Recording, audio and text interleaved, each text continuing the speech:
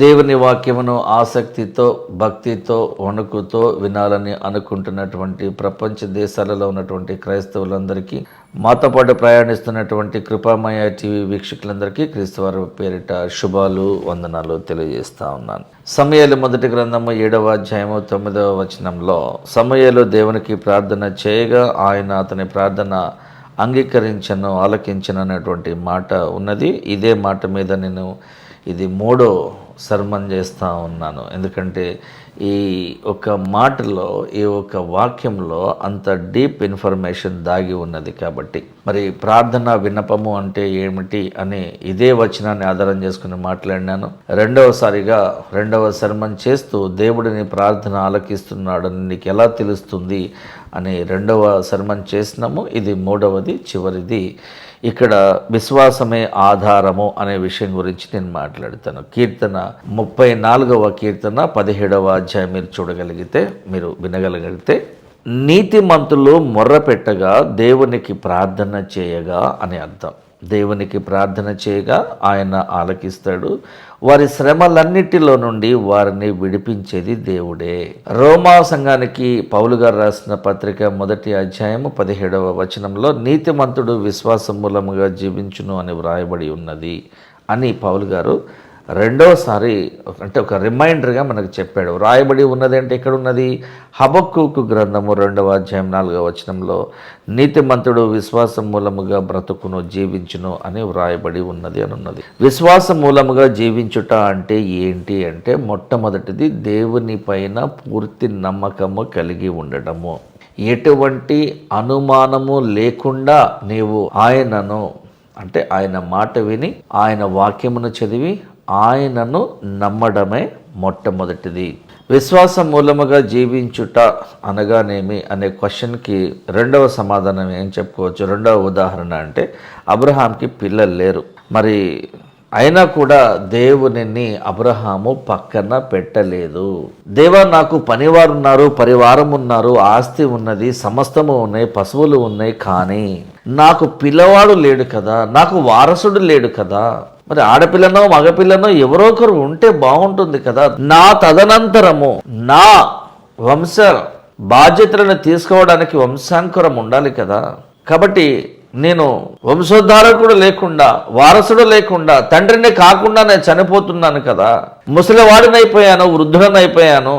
ఏంటి దేవా ఇలా చేసావు? నేను ఎక్కడో ఏదో పని చేసుకునేవాడిని, నన్ను ఇక్కడికి రమ్మన్నావు, నా భార్యను కూడా తీసుకుని వచ్చినాను, నా బంధువులను వదిలేసినాను, స్నేహితులను వదిలేశాను, నా ఊరిని, నా దేశాన్ని నేను వదిలిపెట్టేసి తెలియని ప్రాంతానికి వచ్చి ఏకాకిగా వచ్చి ఇంకా ఏకాకిగానే ఉన్నాను కదా అని దేవునిని ప్రశ్నించలేదు, అవమానించలేదు, అనుమానించలేదు.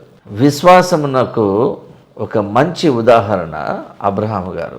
విశ్వాసులకు తండ్రి అని ఆయన పిలువబడినాడు. పిల్లలు లేకపోయినా కూడా దేవునిని తక్కువగా చూడలేదు అబ్రహాము. దేవుని చిత్తమే నెరవేరునుగాక అనుకున్నాడు. నేనెంత, నా బ్రతికెంత, నా అభిష్టం ఏంటి, నా చిత్తం ఏంటి? ఆయన ఇష్టం కదా, ఆయన చిత్తం కదా. ఆయన అనుకుంటే కానిదేమన్నా ఉంటుందా? దేవుడు అనుమతిస్తే కానిదేమైనా ఉంటుందా? అది శ్రమ కావచ్చు, ఆశీర్వాదం కావచ్చు, లేదా ఒక శాపము కావచ్చు. ఆయన తన రెక్కల కింద నిన్ను కాపాడాలనుకుంటే ఏ ప్రయాణము నీకు ప్రమాదము కాదు.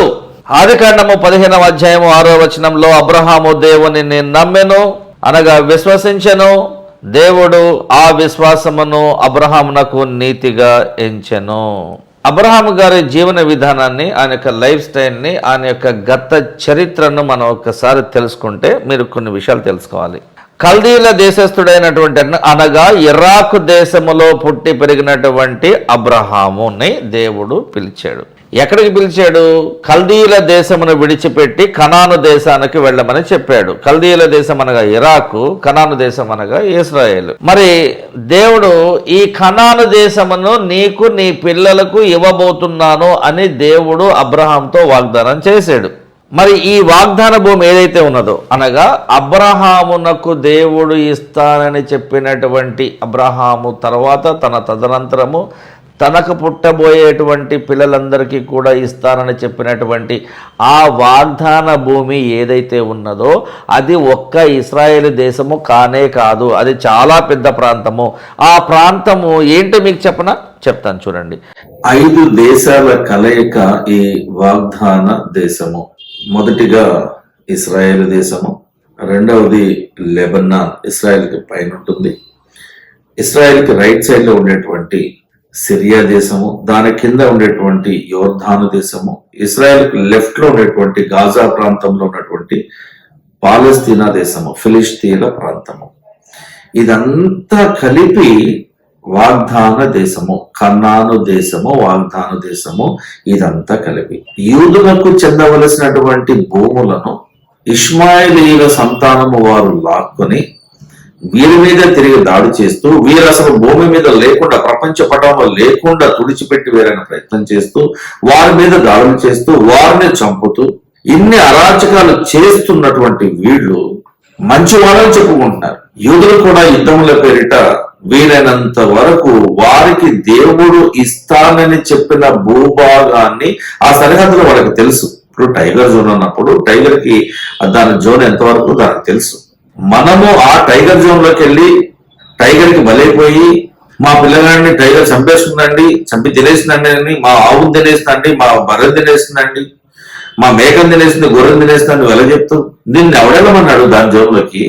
మనుషుల ఆలోచనలో ఇంత వక్రంగా ఉంటాయన్నమాట, ఇంత వంకరగా ఉంటాయన్నమాట. అబ్రహాంకి పిల్లలు లేరు, వారసులు లేరు, వయసు అయిపోతా ఉన్నది.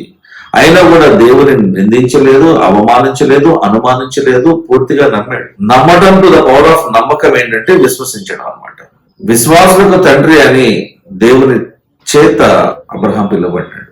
సూచక క్రియ చేస్తేనే, మేము దాన్ని చూస్తేనే అప్పుడు మాలో ఒక ఆశ కలుగుతుంది అనే దాని పేరు నమ్మకం. ఏ సూచక క్రియ జరగకపోయినా సరే నీ దగ్గర శక్తి ఉన్నది దేవా, మహిమగల దేవుడవు, మమ్మల్ని స్వస్థపరచగల దేవుడవు, మా వైద్యుడవు నీవే, మా మార్గదర్శివి నీవే, నీవు సమస్తము తెలిసిన వాడవు, సర్వజ్ఞానివి, సర్వశక్తివంతుడవు, సర్వాంతర్యామివి, నువ్వు ప్రతి చోట ఉంటావు, నీ మహిమ గొప్పది, నీ శక్తి గొప్పది అని మనం ఎటువంటి సూచక క్రియ చూడకుండా కూడా దేవుని నమ్మగలిగితే దాని పేరే విశ్వాసము. అంటే నమ్మకానికి ఒక ప్రూఫ్ కావాలి, విశ్వాసానికి ప్రూఫ్ అవసరం లేదు. అందుకనే విశ్వాసము విశ్వాసుల జీవితానికి ఆధారము. That is the basic foundation. చిన్న ప్రార్థన కొరకే తలలో వచ్చిన పరలోక వందన మా తండ్రి, మా ప్రార్థన ఆలకించండి ప్రభువా. మా జీవితాలకు ఆధారము నీవే నాయన. మా అవిశ్వాసాన్ని బాగు చేయండి ప్రభువా. విశ్వాసంలో మరింత ఎదిగి ఫలించే విషయమే మాకు సహాయం చేయండి. ఎంతో మంది విశ్వాసుల జీవితాలను మేము చదువుతూ ఉన్నప్పుడు వారి విశ్వాస పరిమాణము ఎంతో గొప్పదై ఉన్నది ప్రభువా. అబ్రహాము నిన్ను పూర్తిగా నమ్మాడు, దానిని విశ్వాసముగా నువ్వు ఎంచి, ఆ విశ్వాసమును అతనికి నీతిగా నువ్వు ఎంచి ఉన్నావు ప్రభువా. మహిమగల దేవ, ఎంతో గొప్ప శక్తి గల దేవ, సర్వజ్ఞాని అయినటువంటి దేవ, నీ చిత్తము మా జీవితంలో నెరవేర్చబడే విధంగా మాకు సహాయం చేయమని యేసుక్రీస్తు వారి పరిశుద్ధ నామంలో ప్రార్థిస్తున్నాం తండ్రి. ఆమేన్. Thank you.